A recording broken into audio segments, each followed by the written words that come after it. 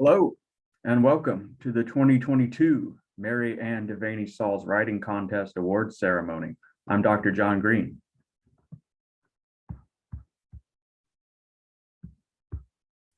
And I'm Dr. Sarah Polo. So we are both assistant professors within Cottey College's English department, and we are co-sponsors of this contest. We are so glad that you've joined us today to celebrate the writing that Cottey students produce in their courses. Before we begin, Dr. Green and I just wanted to humbly acknowledge that the land where we are currently living, working, and holding this ceremony at Cottey College is the ancestral land of the following people, and that's the Kickapoo, the Kaskaskia, the Osage, and the Sioux. And we are very grateful for their stewardship and care of this land and its resources. There are many areas in which Cottey strives to promote a culture of writing at the college, or what we writing faculty sometimes call writing across the curriculum. For example, Cottey's Writing Center allows students to improve their writing through peer-directed support, resources such as an online writing lab, and special projects like guest speaker events and interviews with faculty. This spring, a new event was even piloted called Wow at Work, in which panelists in a variety of career areas were invited to speak about how writing plays a role in their professional work.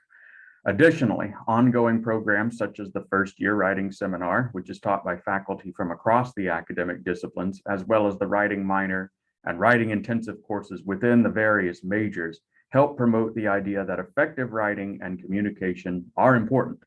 We know that writing and communication skills span disciplines and career paths. The Mary Ann Devaney Saul's, or MADS, writing contest is yet another of these efforts to promote the importance of writing by recognizing student work. So next, we just want to provide an explanation of how this writing contest, which is now in its 26th year, was conducted this particular year. So all the writing that was entered in the contest was completed for a class at Cottey College during the 2021 to 2022 academic year. And submissions belong to one of these 5 categories: composition, academic writing, professional writing, creative writing, and writing in foreign languages. And we had many excellent entries in these categories. For each category, entries were evaluated by 3 judges, 2 on-campus judges who were Cottey faculty or staff members, and 1 off-campus judge. These judges identified the first place and second place winners for each category. The first place winner for each category will receive a certificate and an $80 award check. The second place winner will receive a certificate and a $60 check. Winners, these will be sent to the mailing address that you provided with your submission. Also, the winning entries will be posted on the MADS Writing Contest webpage in Write On Sister, which is a publication edited by members of the Cottey English department. This publication will be available on the Cottey College website later this summer. For each of the contest categories, we'll start by announcing the second place winners and sharing the external judges' comments on that submission. Then we'll be joined by the winners themselves, who will read selections from their winning pieces. Then we'll move to the first place winners and repeat that process of announcing the winners, sharing the external judges' comments, and inviting the winners to read from their work. So let's go ahead and move on to the winners. So we're going to start with the composition category, and this includes projects from FWS 101, which is first year writing seminar, and Writing 102, college writing. So these are the 2 first year general education writing courses at Cottey. The second place winner for this category is Madison Kuchera with their piece titled Project 2 Podcast Script. This assignment for FWS 101 is based on the genre of This I Believe podcast episodes. Students were asked to select a dimension of global awareness, one of Cottey's threads, and the one that was emphasized this past fall in FWS 101, and use that as the basis of their episodes, and then write about how that trait related to their own life. So Madison's episode focused on Dimension 1, cultivating self-awareness and integrity. The external judge said this of Madison's piece, quote, "I appreciated the author's use of pathos to appeal to their listeners at the beginning of their podcast. I also thought they did a good job of using narration to support their argument about their beliefs about the importance of self-awareness." And Madison was unable to join us this morning, so I'm now going to read a brief selection from the piece, which actually comes from their conclusion. Additionally, by the way, their full episode is also one that's featured on the first year writing seminar section of the Cottey website. So you can actually go and listen to it in full if you would like. So Madison writes, quote, "To sum up why I'm talking to you, I want to again reiterate the importance of self-awareness and integrity.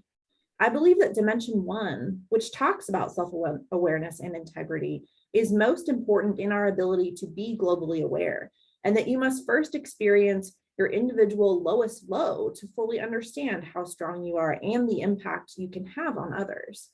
In order to be globally aware, you must first be self-aware of your needs, ambitions, fears, and attitudes towards a plethora of different issues.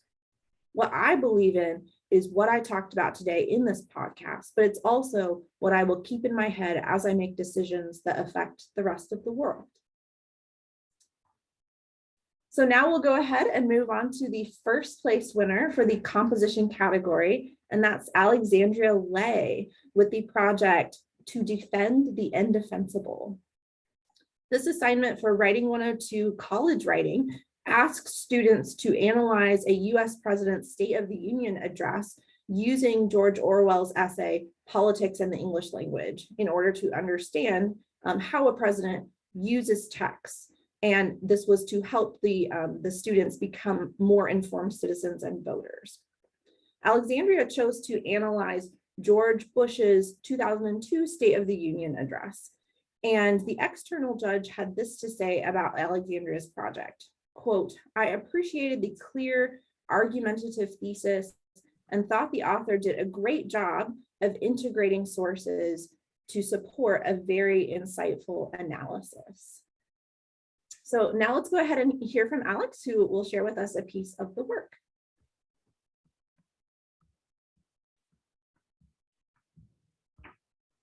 And Alex, I did promote you to panelist, so you should be able to turn on your microphone and your camera now. I have. Can you hear me? Yes. Excellent. Okay, so I'm reading from the third paragraph of my piece.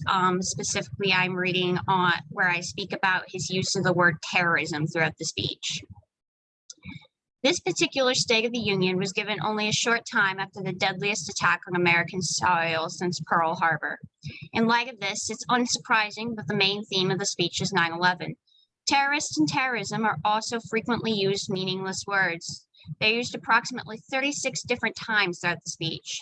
Bush never formally gives any criteria for who counts as a terrorist beyond ambiguous quotes like, "So long as the nations harbor terrorists, freedom is at risk," and "terrorist allies constitute an axis of evil."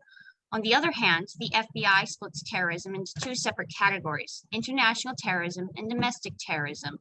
The definition for international terrorism is violent criminal acts committed by individuals and/or groups who are inspired by or associated with designated foreign terrorist organizations or nations, state-sponsored.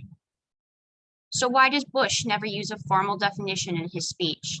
Why does he instead offer hazy approximations of the country's enemies? As Orwell states in his essay, political language is designed to make lies sound truthful and murder respectable. In other words, Bush's non-specific definitions of his war on terror and terrorists are to give him leeway for his decisions and actions. After all, the audience does not know Bush's personal definitions of what makes a terrorist or what qualifies as acceptable losses in stopping them. This dehumanization and inexact definition of an enemy gives the audience a false sense of security that they are being protected from an evil that inherently hates them while not needing to think about the possible consequences of Bush's actions. Thank you very much. Congratulations to Madison and to Alex. You've made the first year writing program very proud. Now on to the academic writing category, which is a broad category that can include any project for a college level course in any discipline. The runner-up for this category is Emily Marsh with the project titled Gillette's Commercial and Toxic Masculinity. In this project for Psychology and Women Gender Studies 331, Emily performed a detailed analysis of a Gillette commercial, The Best Men Can Be.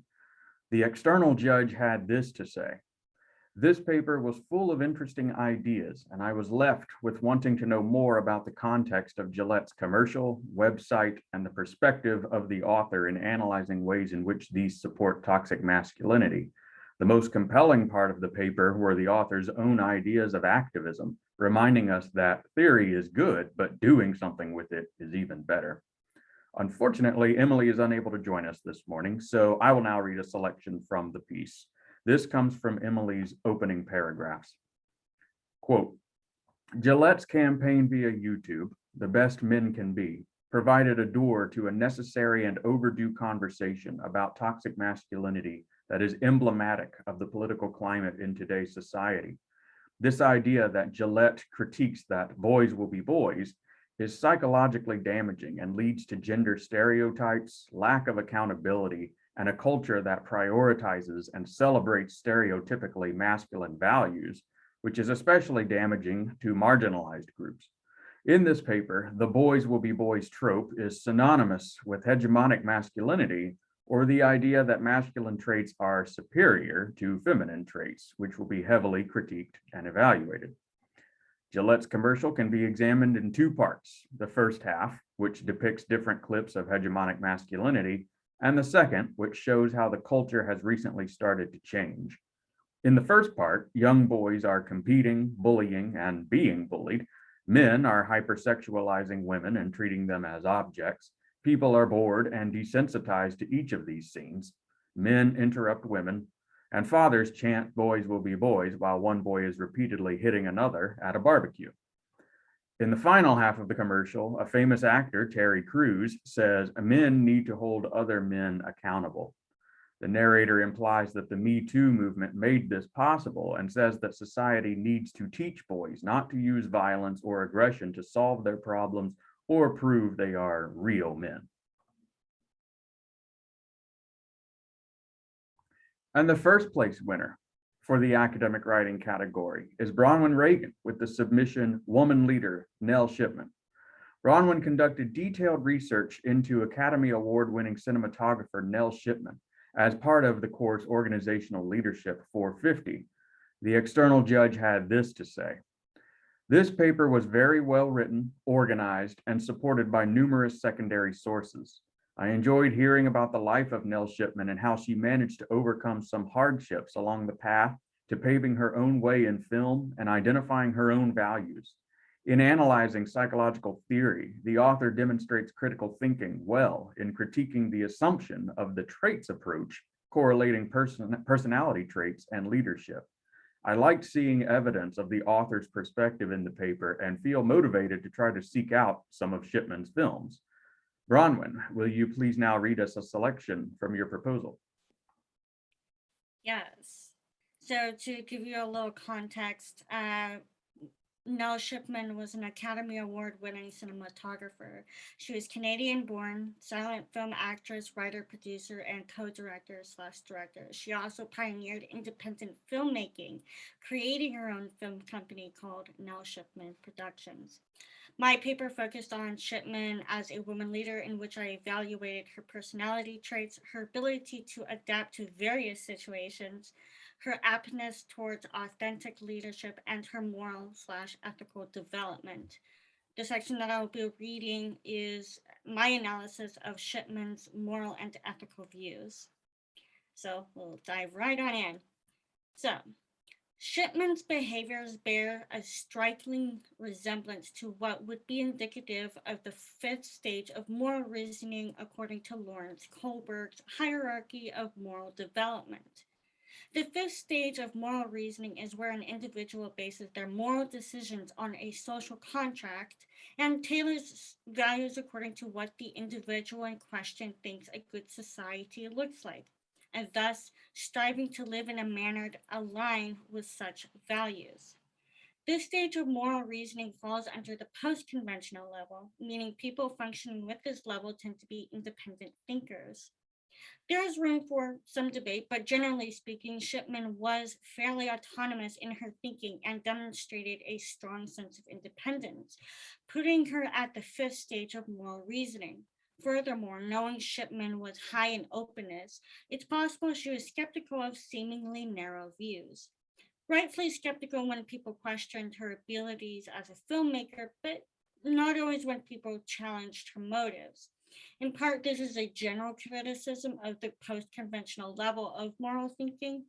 When a person places their personal values over what is truly best for society, they tend to alienate themselves. This level of moral reasoning should not be taken as a bad thing necessarily.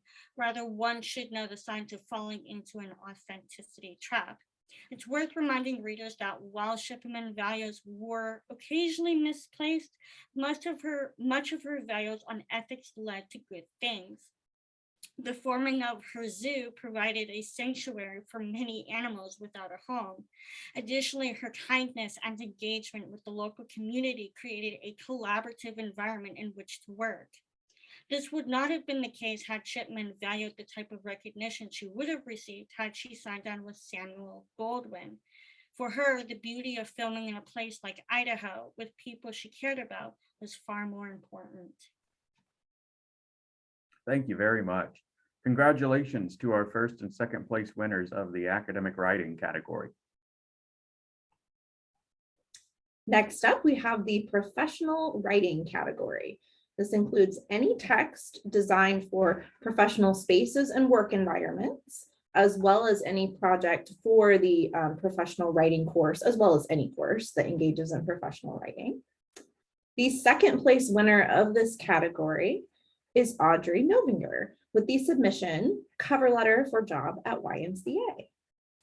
So Audrey did write this piece as part of the Writing 292 professional writing course, in which the assignment also prepared students for a mock interview.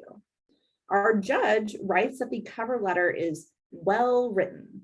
It was good to think of including the language experience, and also that this letter is professionally formatted and begins with a thesis statement.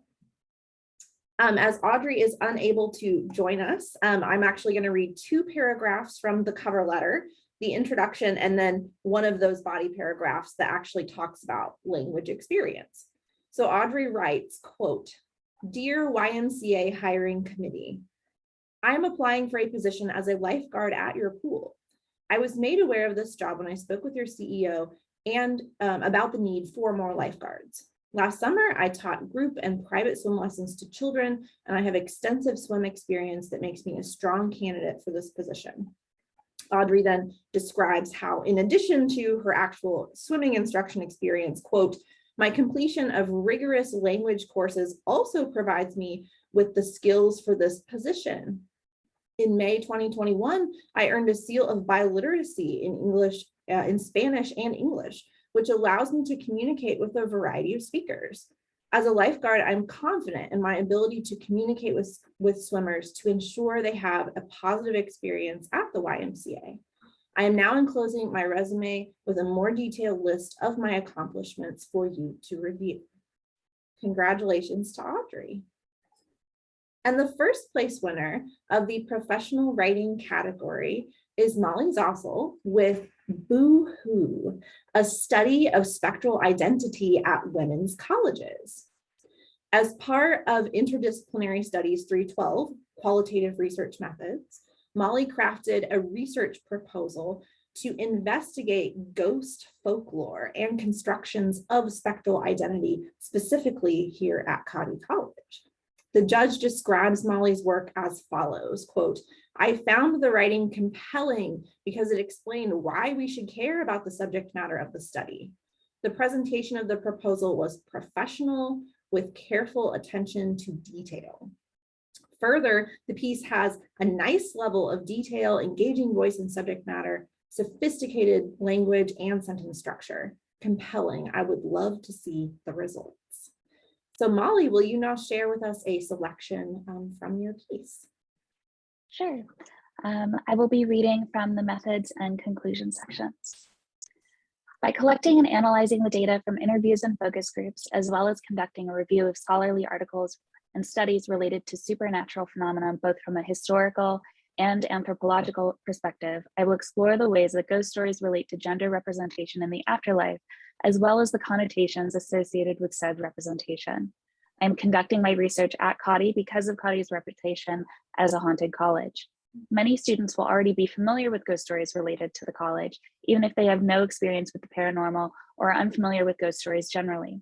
To compare Cottey's stories with ghost stories as a genre, I will ask participants about other ghost folklore they were familiar with prior to arriving at Cottey. This study's findings will broaden the understanding of ghost stories at Cottey, both in their content and the meanings of those stories to the student body. Student interpretation of ghost stories and school hunting folklore in general is associated by some folklorists to be a sign of a proud, healthy student-school relationship and helps initiate entering students into a new community and new stage of life. Spectral gender identifications are expected to match the school's demographics, underscoring the student body's own self-identification with each other, Cottey, and its history. Fascinating. Thank you so much. And congratulations to both Audrey and Molly on their professional writing pieces. Our next category is creative writing, which includes any text produced as a means of creative expression. For this category, we actually have one winner, and the winner in creative writing is Eden Weatherall with the submission titled Future's End. Eden produced this short fiction piece to contribute to a portfolio of work for Writing 251, creative writing. The external judge wrote this about Eden's work. A thought-provoking story about a young woman trying to make the best choice for her child as she reflects upon her own struggles. It's easy to imagine this ethical dilemma being common in the not-so-distant future. Eden, will you please share with us a selection from your piece? Yes, so this is again about a young woman in like a sort of near future world trying to decide whether or not she's going to genetically modify her baby. And so this section is sort of from the middle of the piece. Sorry, give me a moment.